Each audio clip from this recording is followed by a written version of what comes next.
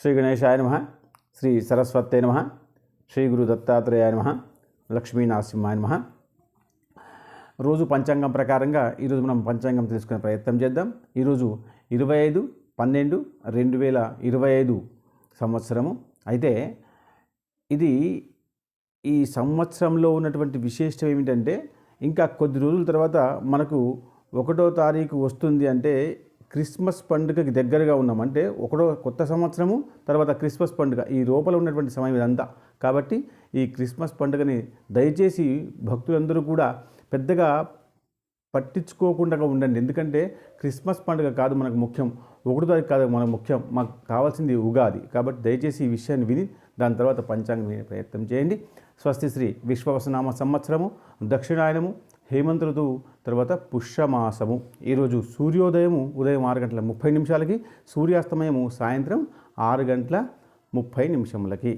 ఈరోజు బ్రాహ్మీ ముహూర్తము తెల్లవారి 5:08 నుండి తెల్లవారి 5:11 వరకు. ఈరోజు తిథి శుక్ల పంచమి ఉదయం 10:42 వరకు. ఆ తర్వాత షష్ఠి వస్తుంది. తర్వాత ఈరోజు వారము బృహస్పతి వాసర.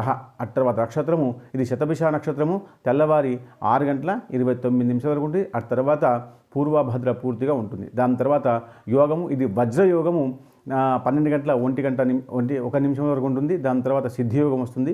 ఆ తర్వాత కరణము ఇది బాలవకరణము మధ్యాహ్నం 12:44 వరకు ఉంటుంది.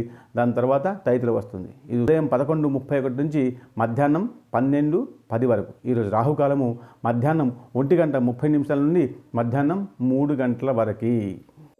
ఈరోజు యమగండము ఉదయం 6 గంటల నుంచి ఉదయం 7:30 వరకు ఉంటుంది. ఆ తర్వాత దుర్ముహూర్తము ఉదయం 10 గంటల నుంచి 10:45 వరకు ఉంటుంది. ఆ తర్వాత వర్జం మధ్యాహ్నం 1:40 నుండి మధ్యాహ్నం 3:16 వరకు ఉంటుంది. ఆ తర్వాత అమృత గడియలు రాత్రి 11:17 నుంచి రాత్రి 12:53 వరకు ఉంటుంది. అయితే దిన విశేషము ఈరోజు బృహస్పతి వాసరం అంటే గురువారం. కాబట్టి ఈ గురువారం పూట పుష్యమాసంలో సాయంత్రం పూట అమ్మవారి ఆలయంలో ఆవుని దీపం పెట్టి దాని ముందర పసుపు కుంకుమ అక్షంతలు వేసి కొంచెం సాహిత్యాన్ని బ్రాహ్మడికి దానం చేస్తే సౌభాగ్యం వస్తుంది. ఆ తర్వాత మనలో ఉన్నటువంటి ఈతి బాధలన్నీ కూడా పోయి సుఖము, సమృద్ధి, ఆయువు కలుగుతుంది.